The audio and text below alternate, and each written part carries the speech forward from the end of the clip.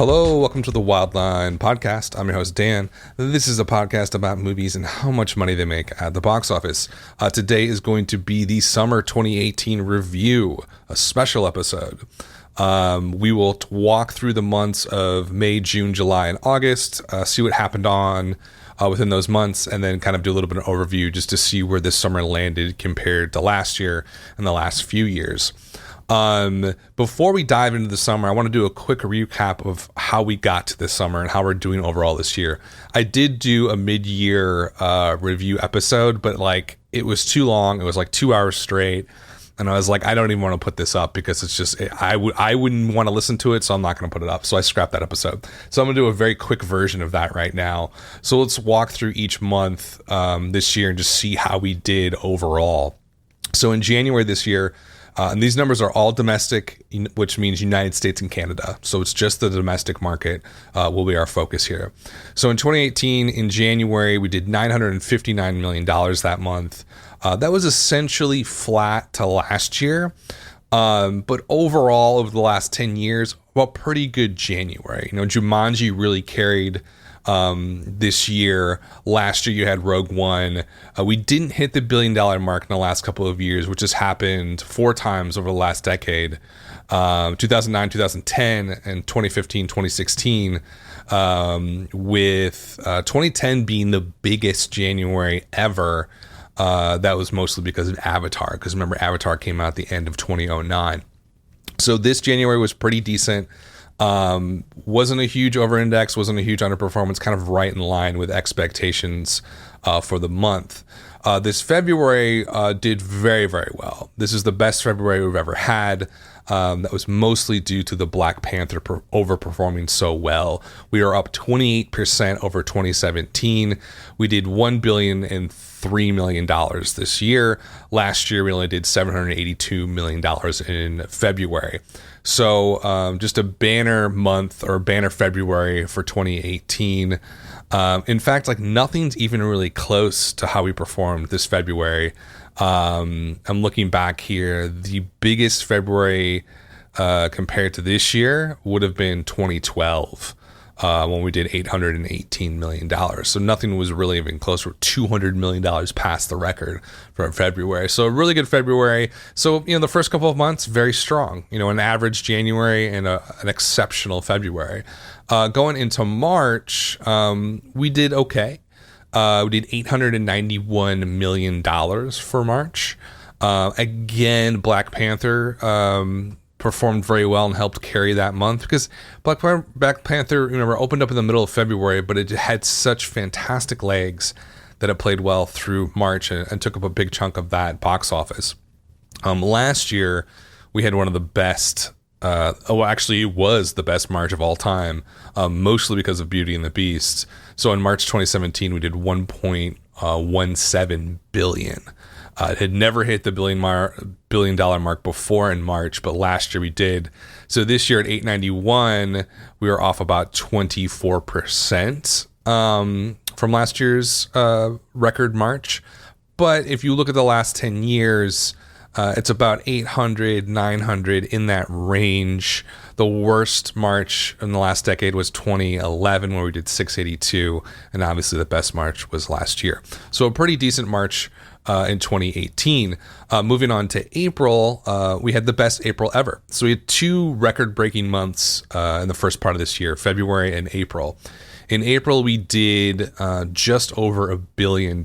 We had never really come close to hitting $1 billion in April before. And a lot of that has to do with Avengers Infinity War opening up at the end of this April.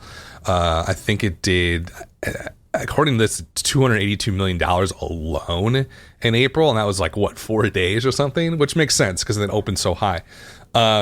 Last April, we did 812. So it was a 26% jump from last year. And I'm trying to see if there is, and last year was a record breaker. So we broke last year's record and set a new one this year with a really exceptional April. So going into the summer, especially just compared to last year, things were looking really great, and things started off very well this summer with Avengers Infinity War. And normally when we count the summer, what does the summer really mean now? Because that season seems to change so much in the box office movie industry world. You know, growing up, summer was always end of school, which was early June for a lot of people, all the way through the start of school, which would be like late August. In the box office world, it has shifted a lot over the last 20 years. That may have been the case about 30 years ago. But in the 90s, May really became a part of the summer movie season. And now we're getting to the point where, with Avengers especially opening up the last weekend of April, summer is sort of shifting a little bit earlier. And now you can't sort of discount the fact that March has become a massive blockbuster month. Now, we're not going to count that as summer, but we're saying that like the blockbuster schedule, the stereotype of the summer being the only place for these huge tent poles and maybe the holidays isn't really true anymore. You can have huge blockbusters in March and February, and so it's really opened up the schedule. But for all intents and purposes, when we're talking about the summer, I am talking about the last weekend in April when Avengers Infinity War started through Labor Day weekend. So that's sort of the official parameters that we're going to be talking about here. So let's dive into May. Overall in May, it was good. We did over $1 billion. Again, Avengers Infinity War took a big piece of that. Also opening in May this year was Deadpool 2. That did $231 million alone in May. And Avengers Infinity War did $350 million alone in May. So those took up a huge chunk of that month. Also opening in May was Solo, which comes into the third biggest movie of May.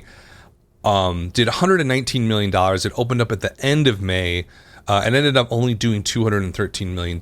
So here, we're kind of already seeing how things are playing out. Avengers Infinity War, huge win. A massive, fantastic performance. It ended at 678. I think it's still in theaters too, so that number is still going up. So $678 million total for Avengers. Deadpool 2 did $318 million total. And Solo only did $213. So while Solo did underperform pretty significantly, the fact that it opened at the end of May did help the month out significantly. So if we're looking at May compared to last year, this May just over $1 billion. Last May only $837 million. So we were up 24% this May compared to last May. So we're already, the year is already going really well with record-breaking Februarys and April. And then this May was sort of like a really sort of baseball metaphor, like a double. It was a good May, strong May, especially compared to last year. And a lot of that had to do, obviously, with Avengers, Deadpool. Even though Solo underperformed, it added to the pile. Overboard was the fourth biggest movie in May, surprisingly. It did $43 million that month, which was 85% of its $50 million total. Life of the Party also opened in May, did okay, made $42 million that month. Book Club did very well, made $40 million in May. Breaking In opened up on Mother's Day on that May 11th slot. It did $38 million. A Quiet Place, holdover from April, remember that opened up early April, made about 17-18% of its box office in May, which was $32 million. I Feel Pretty did about $17 million in May, which was 36% of its total. And then Rampage, which was another April release, did about $16 million in the holdover into May. So overall, it was the big story in May was this.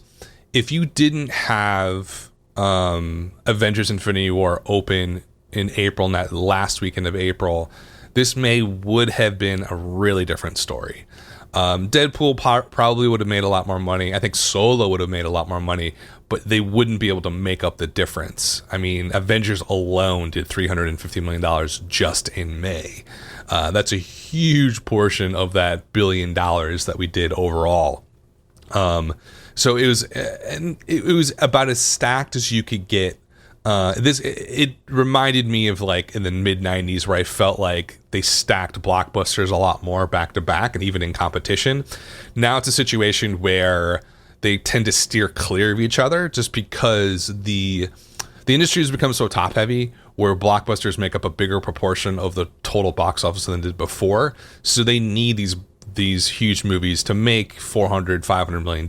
So they tend to sort of like, okay, Fox, you take this weekend. Okay, Sony, you take the next weekend, because they don't want to compete with each other, because they know that they have to pull in a lot of cash with a small amount of those blockbusters that they release. So this may kind of felt like a little bit of a throwback to an earlier era where they would just overly stack these blockbusters next to each other, because you had Avengers open, then the last week of April, then you had Deadpool 2 open like 3 weeks later, and then the week after you had Solo open. I mean, that's a lot. Especially 2 comic book movies sort of back to back within 3 weeks of each other. It didn't seem like Deadpool was hurt that much by it, but we don't know, right? If Deadpool had just opened without Avengers, would it have made $300 million in May and gone on to make $400 million total? There's a good possibility that it would have. But yeah, I think May ultimately performed well because of those huge blockbusters, mostly having to do with Avengers Infinity War. So that's a quick little recap of May. Let's talk about June a bit here. Just the big number with June. Huge June. $1.27 billion this June. Anchored by Incredibles 2. Last year we only did $1.05 billion. So a 20% increase over last year. Last year, the big movie in June was Wonder Woman, which opened up right at the beginning of the year. Overall, in terms of June's, very strong, near the top. It might actually, it is. It is the biggest June of all time, not by much. In 2015 and 2013, we had very similar numbers. If you do inflation, it's probably not the real record breaker. But for all intents and purposes, it's a record-breaking June. So $1.27 billion. So let's talk a little bit about what came out in June and what did well and why that happened. So the number one movie this June was Incredibles 2, which did $425 million in that month alone. And that was 70% of its $602 million. And it opened in the middle of June. So it did $425 million in 2 weeks. Just an amazing performance for Incredibles 2. I think everybody knew going into it that it was going to do so well, but I don't think a lot of people, I certainly didn't imagine it would do this well. The number one animated movie of all time. Number 2 in June of 2018 was Jurassic World Fallen Kingdom. Opened a week after Incredibles 2. It did $245 million in the month, which was about 59% of its $450 million total take. I think that one's probably still in the theaters as well, so that 415 will go up. But for right now, that's where it's at. Ocean's 8 came in at number 3 for June, did $112 million in that month, which was 80% of its $139 million domestic total. I think Incredibles 2, Grand Slam. Jurassic World Fallen Kingdom, a really good performance outside the context of it being the sequel to Jurassic World. Because Jurassic World opened up, surprised everybody, was tracking at like 120, 130, opens up over $200 million, surprising every single person on the planet, especially the box office nerds. And it went on to make, how many billion dollars worldwide. Jurassic World 2 here, it's going to make a profit. It's going to make a sizable profit. It's nowhere near the performance of the original, though. So in that context, it's a little bit of a disappointment, I think. I think Universal wanted it to at least come close to what Jurassic World did, and it's not really going to come all that close overall. But you can't really complain about that performance because it will make a profit. We're talking $415 million just domestically alone and untold millions worldwide. So there's a weird story to that one. Because, as much as I want to say, hey, it's a huge win, it's a grand slam like Incredibles 2, it's really not. It might be from just a bottom line perspective, but when you do contextualize it, it's a little bit of disappointment compared to the first one. Ocean's 8 had a decent performance. June would have been a lot higher, I feel like, if Solo had performed well. It only did $87 million, which was 40% of its 213 total take. The expectation for Solo, I thought, personally, would have been like a Rogue One $500 million. And it didn't even reach half of that. And so that's one of the reasons why this June, which was also stacked, like May, just didn't necessarily do 1.3, 1.4 billion. If Solo had performed well, that would have been the case, and it would have been a runaway huge June, but that didn't happen, so it just barely got the record. Deadpool 2 was number 5 in June, a holdover, obviously, from May. $78 million, $78 million in June, 25% of its 318 total. Avengers was a holdover, did $40 million in June. Tag was a new release, rated R comedy from Warner Brothers. That did $39 million in June. Hereditary had a good performance, $39 million in June, 87% of its total of $44 million that opened in the early part of June. And then Adrift did okay, made $30 million that month, and then Book Club, holdover from May, did $26 million, sorry, $25 million in June. So the holdovers did pretty well. Avengers and Deadpool 2 and Solo to some degree helped prop up June to be a record breaker. Definitely not a record breaker if you talk about inflation, but whatever. We'll just talk about actuals. So very strong June. Now let's just jump into July. Let's do it. So July was pretty good. We were essentially flat from last year. We did 1.195, and last year we did 1.205. So we're about 1% off of last year.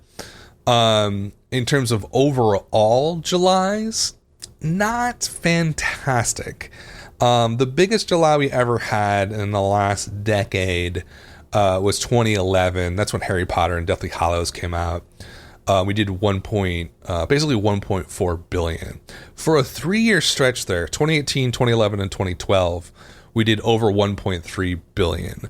Also did that as well in 2016. We almost hit 1.4 billion again that year. So this year, we're flat with last year. We were about, I would say, $200 million off probably where the July should be based on the historical numbers here.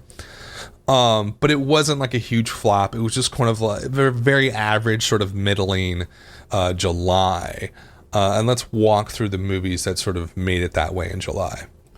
Coming in at number 1 this July was Ant-Man and the Wasp, which did $186 million in that month, which was 87% of its $213 million total domestic takes so far. This one's probably still sticking around. A lot of the movies, anything July on, is probably still in the theaters making more money. So take this with a grain of salt. We'll focus mostly on what they made in the month as opposed to their total. So $186 million for opening up on July 6th. An okay performance. Ant-Man and the Wasp, it definitely did better than the original, right? The original only made 180 total, opened up in the 50s. This one opened up, I think, high 70, 76, I want to say, off the top of my head. There was a weird response when it opened that sort of quote-unquote low. I think the expectation was at least 80, upwards into breaking into the low 100s. It didn't meet that. Is Marvel and Disney upset about that performance? I don't think so. I think it was a pretty good performance overall. It's going to make some money. It's certainly going to make a profit. But I think compared to the rest of MCU and how things have been going, I don't think MCU had opened a movie under 100 in maybe 4 or 5 films at least. You had Black Panther, you had Avengers, you had Thor Ragnarok last year. Things are just really on a high, and then Ant-Man comes along and kind of feels like pretty muted, especially after Infinity War breaking the all-time record. I think maybe those were really unfair comparisons that people were making, but it is part of sort of breaking a pattern that had been going on MCU. I had thought MCU would open this thing to at least 100 million. I just thought that fan base would show up no matter what in droves, pre-order tickets, and go see this movie. Sure, it opened on July 4th, which can be kind of hit and miss as a holiday for films, depending on when the day falls. I think it felt right in the middle of the week, so it was really odd. But an okay performance from Ant-Man, but the number 1 movie this July. Number 2 was Jurassic World Fallen Kingdom, did 153 in July. Incredibles 2, another June holdover, did 115 in July. A new opener, Hotel Transylvania 3 Summer Vacation, did quite well, made $122 million in July alone. 75% of its 162 total. That opened up in the middle of July. Mission Impossible opened up the last weekend of the month. Still made $77 million in July alone. Has gone on to make 206 so far. Mamma Mia, Here We Go Again opened up on July 20th. Did well. $76 million in the month. Equalizer 2 is the seventh biggest movie in July. That did $68 million in the month. I'm kind of looking at quickly going through these numbers, not really contextualizing them much. Let me just take a step back. Hotel Transylvania 3 did very well. I think surprisingly well. Had good timing. Incredibles 2 had opened up basically about a month before, so there was a big runway for a new children's film. So it was scheduled very well by Sony. Mission Impossible Fallout had a great opening and has had pretty good legs. It's going to be the biggest movie in the series. So that was a big win, I think, for Paramount. They were nervous about that because of the stop production. The stop in production, I think, added like $60-70 million. So the production budget for Mission Impossible Fallout was $170. So profit-wise, that's probably a big cut into their profits, but I don't think it's going to matter that much just because the movie was really good and it's performed quite well. Mamma Mia had a good performance. I thought it was going to do a little bit better than this. I thought it was Multiplier. It was eventually going to be better, but it's a sequel, so sometimes they have a sort of truncated legs. But it was a good performance. Nothing bad there. Equalizer 2 had a very surprising opening. Very high. No one expected it to go that high. So it's $68 million and $100 million total so far. Was a good performance. First Purge did $66 million in July. I really misread that movie. I thought when it came out, right on July 4th, I was thinking, okay, it's doing okay. It's probably not going to have strong legs. It's probably going to be the last one in the series. It's like the prequel, it's like the story, the origin story of the whole movie series. But now I'm looking at these numbers with a little bit of hindsight, and $66 million, it did 96% of its total in that single month. So it didn't have great legs, right? Like I kind of thought, but it played well in its second and third weekends. And so, ending at $70 million for a movie like that, which probably cost $10 million to make at most, it's a big win again for Universal and Blumhouse. They do not know how to miss. They're just, everything's a hit with them. Their production budgets are so low, and their movies perform well enough to make a substantial profit. And I think First Purge is an example of that. Skyscraper opened up the middle of July, did not perform very well. $60 million in the month, 67 total. Not good at all. Pretty massive flop for that movie. If Skyscraper had done a little bit better, if Ant-Man did a little bit better, we would be talking about like a $1.3-1.4 billion July, but that didn't happen. Sicario opened up the last weekend of June, held over in July, made $35 million in the month. This one also was an underperformance. I'm looking at July now, and I'm seeing just like the pattern here of like holdovers did really well, muted response a little bit to Ant-Man, to Skyscraper and Sicario. Those are the reasons why the month wasn't huge and a record breaker. But not a bad June. I mean, not a bad June overall. Pretty decent. The really interesting one I wanted to look at was August, because last year I did a whole special on this, the box office crash of 2017, and it was a crash. So now I think I was very right about this, and especially looking at this year's numbers. It was like the last 2 weeks of July all the way through August until we hit it last year was a crash. Last August, we only did $658 million. I think that was the lowest amount of tickets sold, I want to say, in 25-30 years. If you look at like real costs and inflation, I think I linked it all the way back to like the mid 90s, like maybe like 92 or something like that. It was a disaster of a month, and a lot of it had to do with scheduling. They just didn't schedule the movies correctly, and there was a lot of fear that happened again this year, because you only really had the Meg, and you had a couple of like perhaps breakout movies that would surprise people, but it was really unsure going into August because it didn't look that crowded or exciting. But this August, it was a big turnaround. We did $848 million this August. which was a 28, almost 29% increase from last year. But last year's kind of, that's kind of a little bit of a straw man argument. It's like, it was so bad. It was like the worst August ever. So, at least in the modern box office period. So compared to the rest of August, the rest of the Augusts out there, rest of the Augusts, I guess you would say. I'm so stupid sometimes. You're looking at, it's pretty average August. We usually do about 800-ish to 900 million for that month, the last month of the summer, through Labor Day there. We did 848 this year. In 2016, we did just over $1 billion. 2015, we did 844. 2014, we did $1 billion. And then those billion marks, the high water marks for August. So we were right on average. It was an average August. Now, how did that happen, right? Especially compared to last year. Well, Mission Impossible Fallout was the number one movie this August. It opened up at the end of July, made $121 million in August alone this year. Number two was a big surprise to a lot of people, was The Meg. It was a big surprise to me. I thought it was going to open at like 17 and close out at like, I don't even know, like 50 tops. But The Meg did 112 this August, which was a huge surprise. It opened on the 10th. Another even, I think, bigger surprise, because this movie was not... The Meg has been on people's radars for like 6 months at least. It's been on like box office movie nerds in their minds for like years, because it was like always supposed to be getting made. Finally gets made, kind of a co-China finance production. The trailers at first were like, this is weird, it looks really fake, but they ended up really playing the comedic, almost parody aspect of the movie, and that connected a lot with people. And it really did feel like the typical almost throwaway August release. You're in the dog days of summer, it's super hot out, people don't want to go anywhere, they just want to stay inside with air conditioning. There's a big level of escapism with a movie like Meg. It's like, let's go see this shark eat people. And it worked really well. But an even bigger surprise than that was Crazy Rich Asians.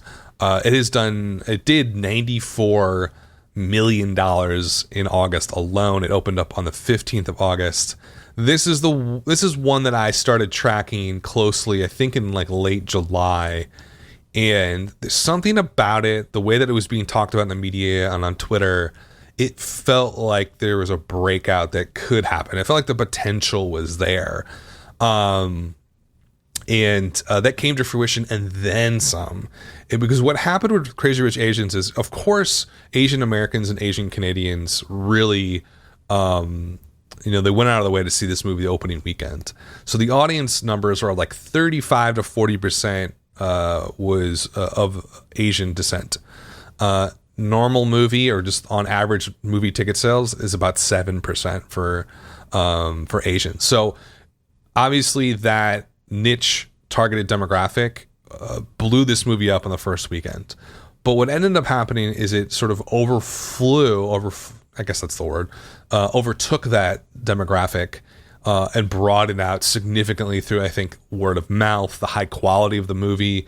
Critics were a critical component of spreading the word about this. I think it has like over 90% Rotten Tomatoes. Everything sort of lined up. And usually that's how it works with a smaller movie like this. You have a vanguard audience, in this case, the Asian American and Canadian demographic, who showed up, gushed about it, loved it, and that sort of spread out to other people. And so, by the second weekend, the majority audience was Caucasian. And so that's why it has done $94 million. Because if it just stuck within that niche demographic, it would have done like $20-30 million in August, which would be good. But the fact that it's really broken out into mass appeal is because Warner Brothers played it broad. They made sure that audience was going to show up, but they also marketed it for everybody, and it worked out really well. And so I think that's Crazy Rich Asians, I think, is got to be one of the biggest surprises of the summer and the year so far, without a doubt. Number 4 this August was Disney's Christopher Robin. Did $81 million. Okay performance. I thought it was going to do a lot more. You have Ewan McGregor, you have a huge character, you have Disney involved. I talked about this one a lot. It's just a bad product execution and conception, I think, here. It looked really morose. You couldn't really tell who the audience was. It was really nostalgic. Nostalgia doesn't work for young kids because what do they have to be nostalgic about? It just didn't really line up to me as a great product at the end of the day. So I think that's why I think it underperformed a bit. Mamma Mia as a holdover did 39 in August. Hotel Transylvania 3 as a holdover did $36 million in August. Black Klansman was the 7th biggest movie in August, did $35 million that month. The Spy Who Dumped Me definitely underperformed, only did 32 in August, opened up in the early part of August. Equalizer 2 was a holdover, did $31 million in August. And then Mile 22, which opened on the 17th of August, only did $29 million that month. Peter Berg's like 4th flop in a row. Peter Berg and Mark Wahlberg need to stop working together because they just don't make money. Okay, so that's the entire month of August. And like I said, it was a good, decent August, especially compared to last year's crash, which we only did 658. We did about 850 this year. But that's pretty much on average for August over the last 15, 20 years. So nothing to write home about. And the key there with this August, I think what I find most interesting about that month was there wasn't a huge winner that you could pick out that was going to carry the month. And it ended up being 2 Warner Brothers movies that I think most people thought were either going to be too small, like Crazy Rich Asians, or flop like The Meg. They really surprised everybody and did quite well and carried that month out to a good $850 million finish. So overall with this summer, just talking about like what opened this summer and what did the best, just a quick recap of the top 10. Number 1 overall, Avengers Infinity War, $678 million. Incredibles 2 is number 2 with $602 million. Jurassic World Fallen Kingdom was 3 with $415 million this summer. Deadpool 2 came in at number 4 with $318 million. Number 5 was Ant-Man and the Wasp with $213 million. So any sort of big things to talk about in that top 5. I know I already talked about these movies a little bit, but kind of let's contextualize this with the big list. Avengers, I think, performed outside expectations. It was an abnormal performance. Everybody thought it was going to do well, but I don't think anybody thought it was going to do this well.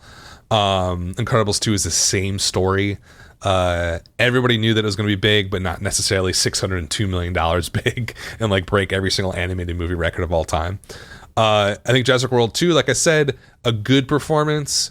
A fantastic performance outside the context of it being the sequel to Jurassic World. When you compare Jurassic World, okay, not a great performance, but outside that, very great performance. Deadpool 2, I think, did okay. It's going to make a lot of money. It's profitable. But again, compared to the hype to the original, and you're thinking the original was one of the biggest surprises in box office history. At least in the last 20 years. I mean, it blew my mind what happened when that movie opened. So I thought the second one was going to carry that level of hype and that new audience that had sort of like exponentially grown since the opening of the original. That didn't necessarily happen. $318 million is not terrible, but I was thinking more like 350, almost 400. That's what I was thinking for Deadpool 2. Ant-Man and the Wasp was number 5 this summer, $213 million, kind of tied with Solo. That's a really big story. Like if you think about it, like going into the summer, Ant-Man or Solo, what's going to be bigger? The fact that they're tied is just, it's super bizarre. One, Solo was a massive flop. One of the biggest flops, obviously the biggest flop in Star Wars history. They never had a flop before. But like, I think it's one of the biggest stories of the last couple of years. If you sort of tie it into the criticisms of maybe Rogue One and The Last Jedi, and then you think about them firing, like even with Rogue One, Tony Gilroy had to come in and finish a lot of that movie.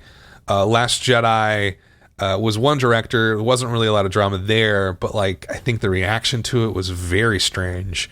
Still can't figure out what the reaction of that movie was. You have like trolls and like 4chan men rights activists who are like hate it and like make all these movies about how it's terrible, but is it really that bad? But then when I go see it, it's like it's not really that good. It kind of felt like a little bit of a misfire. And then after that sort of weird response, you have Solo come out and flop so massively again after they had fired the original directors. It's the strangest story of the year because I don't think anybody thought Solo was going to flop that bad. And then you compare it to Ant-Man and the Wasp, I think an okay performance that's going to make some money, but definitely feels very muted compared to the rest of MCU. It almost feels like it's not even a tier 2 movie, like maybe a tier 3. Like you think of like Avengers is tier 1, something like Thor Ragnarok's like tier 2. This kind of feels below that, and it's sort of different echelon that I don't think has really existed before in that movie cinematic universe. So I don't know, maybe they're going to release more smaller movies like that. Number 7 this summer was Mission Impossible Fallout. Really good performance, best one in the series. Really carried, I think, by the quality of the film. It is a knockout action movie. If you have any desire to see action movies and like them, go see that. It's one of the better ones of the last decade, easily. Quiet Place did $188 million overall. It did open up in April, had a good carryover performance in May, but a big surprise this year so far, Quiet Place. Did not expect that happening. I think it was shot for, I want to say $20 million or something like that, like super small. John Krasinski, who's now the star of the Jack Ryan series, he directed his first direction. He's kind of becoming like a Renaissance man. Big surprise this summer, or this sort of the early summer, I'll say. Hotel Transylvania 3 did well, came at number 9. Number 10 was Ocean's 8. That one underperformed just a little bit. I thought it was going to do a lot better than what it was going to do. Had a wide open weekend, had a great release slot. I think they mismarketed it pretty significantly. I didn't see a ton about it until about 2 weeks before. You got to start like 6 months. So it's like, if you want to release a blockbuster film, you got to start like 2 years out and just like pepper your audience like you're building almost like a political campaign. And then when the weekend comes, it's like you got to get people out to vote on election day. It's the same thing. You got to get people to be willing to get in the car, spend $15, go see this, spend 4 hours seeing it, and enjoy it. And I think that like Ocean's 8, I think the marketing side of Warner Brothers did not do a good job with that. The movie's fine. The movie's decent. It's not like a huge, amazing, high art film. It's very entertaining and it's fun. And I think that's all you could really expect from a movie like that. I don't want to go through the rest of the top 10, but Meg's in there, Crazy Rich Asians. Looking lower at the list here of the top 30 in the summer, there's definitely some duds. Like Mile 22 was a flop, Adrift was a flop, The Spy Who Dumped Me was a flop. I Feel Pretty, Breaking In, Sicario, Life of the Party, Tag, Skyscraper. There's a lot of underperforming movies that came out this summer. And if I can think about like maybe a broad pattern here, like what does well, what doesn't do well. Comic book movies obviously still rule. Avengers, Deadpool, and Ant-Man are in the top 5 for a reason. Sequels, 1, 2, 3, 4, 5, all the top 5 are sequels. 6, Solo, doesn't really count as a sequel. Mission Impossible is a sequel. I think there's only one original content movie in the top 10, which was A Quiet Place, which wasn't even really this summer. So again, sequels rule. Cinematic universes rule. Like those are the things that get people to put down their money and go see stuff. Rated R comedies, again, not doing very well. Tag, Life of the Party. I guess Life of the Party was PG-13, I think. But Tag, very typical rated R comedy. Super gross out. Everything's improv. It's the Judd Apatow school of comedy that has not gone away. It's time it goes away. It's been 10 years since the height of that. Like, we need to move on. Tag didn't do well. The Rock had a dud with Skyscraper. Kind of a... that reminded me... That was, I thought, a harbinger that the Meg was going to do poorly. Because it had this sort of, like, muted color palette like Meg does. There wasn't really a clear... It seemed very much marketed towards like the Asian audiences, like over in Asia, not Asian Americans, which tends to lend itself to a different style of film that wouldn't necessarily play well here. It sort of had that feel to it, like it was trying to do two different audiences at once, and Skyscraper just didn't translate. Life of the Party wasn't a good movie, kind of a miscast thing. Overboard did okay. That was a very niche targeted movie towards the Latino Spanish speaking audience in America. Sicario, the sequel, didn't do very well. I Feel Pretty, another miss from SDX. SDX is in real trouble. STX does not have, it's funny, I'm looking at this list now, the top 30 movies this summer. STX, who's supposed to be like competing for like a big studio, they have 3 movies on the list and they're all in the bottom 5. I Feel Pretty, Mile 22 and Adrift, which are all flops. I think STX is in real trouble. They had Happy Time Murders come out. Like, they have not had a hit in a long time. I don't see any hits coming up. They have Peppermint, I think, or the fuck it's called, coming out this weekend. They have problems because they have not figured out their formula on how to make a good movie, or at least market a good movie. So I think, the big story here is everything pretty much performed to expectations. Avengers and Incredibles 2 overperformed. Jurassic World was probably like right in line with expectations. And it's just the sequel, the patterns continue. Sequels in the cinematic universes get people to show up. The original content stuff, like A Quiet Place, you'll have a win every once in a while. Crazy Rich Asians. But for the most part, I'm looking at stuff like Skyscraper, Tag, Life of the Party, Overboard, I Feel Pretty, Breaking In, Mile 22 and Adrift. And it's like those are original kind of smaller films. It's almost like they just can't compete anymore. And that's a theme I've been going back to over and over again on this podcast, is that like the box office is really starting to separate. Like, you're having these huge movies make so much of the money of the box office. They're really, pulling the air out of the environment and not really giving a lot of oxygen to the smaller or mid-tier films. You do have your exceptions. Crazy Rich Asians was an exception.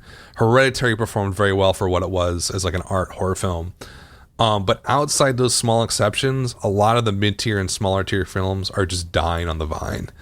And you gotta wonder how long that's gonna go on. How long is STX gonna stick around trying to put out movies in the theater? I could see them just saying, screw it, let's just start selling stuff to Netflix or do streaming or start our own streaming service.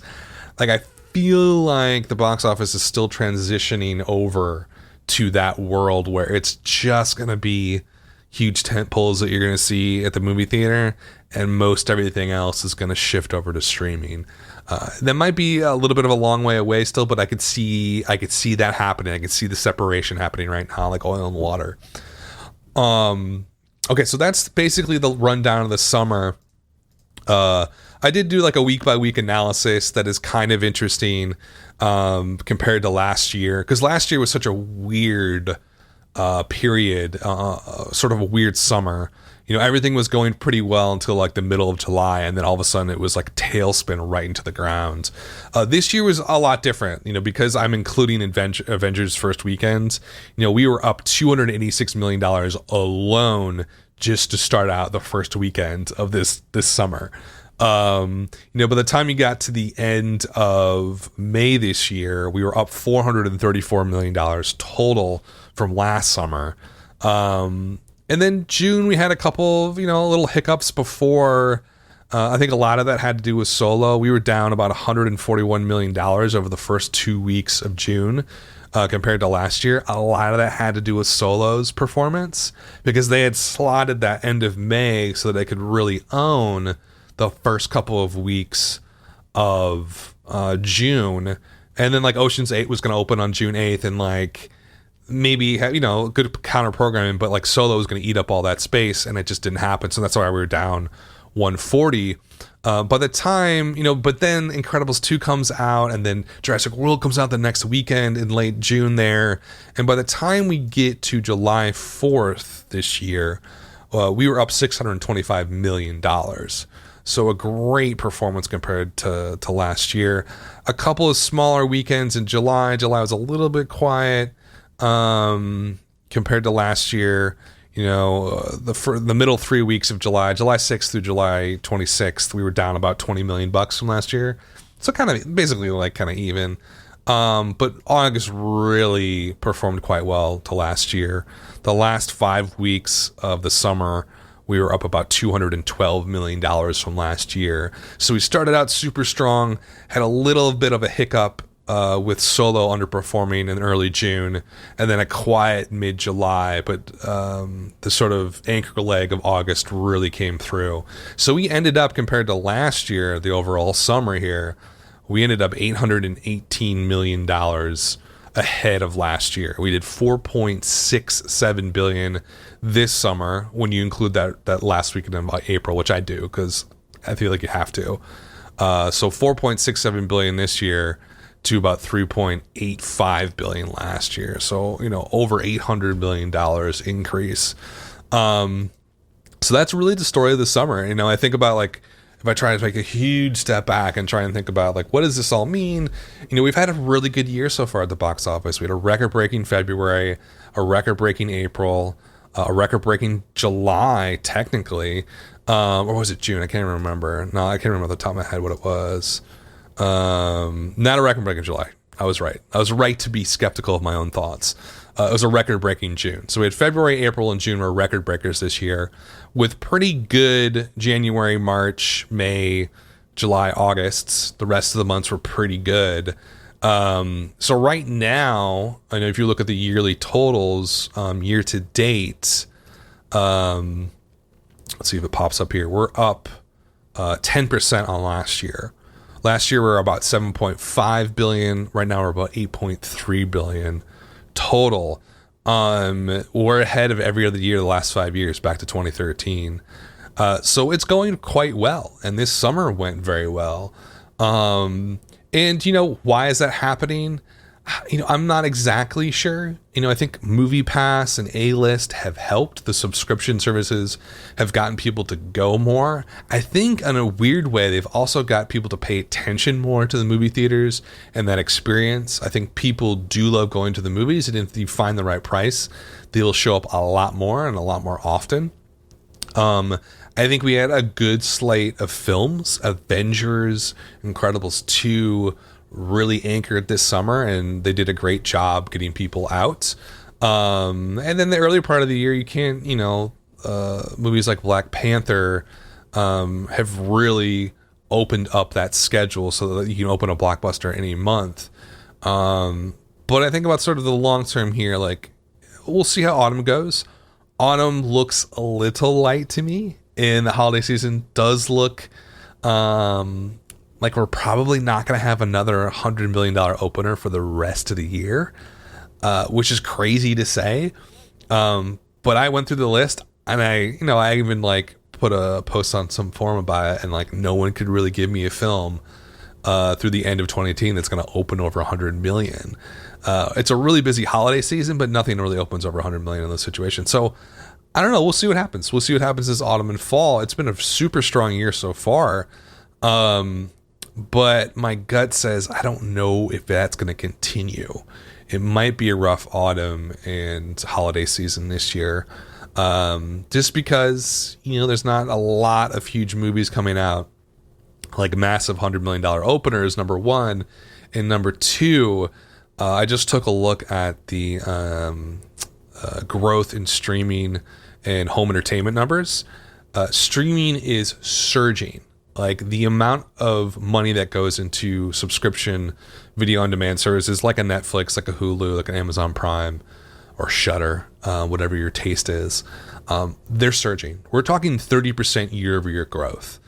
Everything else is falling. Obviously, physical media is dying so quickly. It's dropping like 20% each year, no matter what version you're talking about. DVD rentals, kiosk rentals, Redbox, any kind of stuff like that. Digital, like VOD rentals, is doing okay. Electronic sell-through, which would be like buying a digital version of a movie for like $15, that's going well. But streaming is it's eating up every part of home entertainment.